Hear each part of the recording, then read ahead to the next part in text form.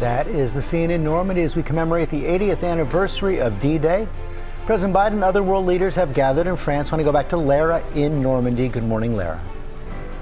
Hey, good morning to you, George. The entire world is honoring the servicemen who landed on these beaches 80 years ago this week. And for some of our World War II vets, it is the first time being back here since the war, and also likely the last. One of those men is 99-year-old Felix Maurizio, who manned a landing craft just below me on Omaha Beach on D-Day, and he remembers it like it was yesterday. The last time Felix Maurizio was at Omaha Beach, he was 19 years old, newly enlisted in the Navy, witnessing the horrors of war. It hurts. It really hurts. When they were coming in, I could just picture the planes, the ships, the boats coming in, and the troops going to shore. It was pretty vivid. And I had tears in my eyes, to tell you the truth. I'm not ashamed to admit it. We first met Felix at his home in Norfolk, Virginia, where he shared his remarkable story with us. That was actually our main concern, the freedom of this country.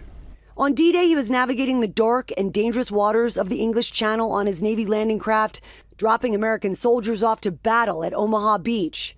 Among those soldiers, his brother Salvatore. He was one of the first wave of Army infantry to come ashore.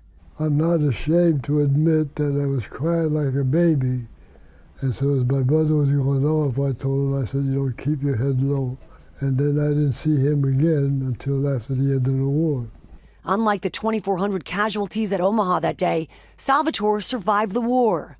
Years later, the two brothers were planning a return to the shores of Normandy together. We were going to go like in June, but in January, that same year, he had passed away, so we never got to go. So this is my first opportunity to have the chance to go back to Normandy. At the age of 99, Felix received an offer from American Airlines to attend the 80th anniversary of D-Day with 66 other World War II heroes. His son Bill joining him as he sees Omaha Beach again for the first time since 1944. I know this was a trip you were hoping to make with your brother. Thinking about him today?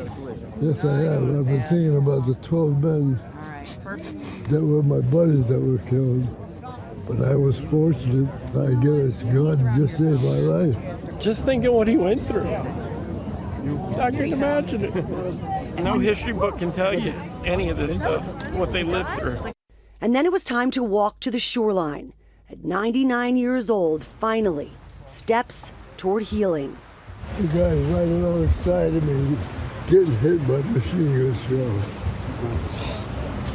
It just brings back too many memories.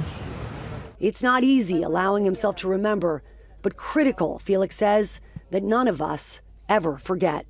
Thank you. Thank you, thank you. What an honor it is to meet you.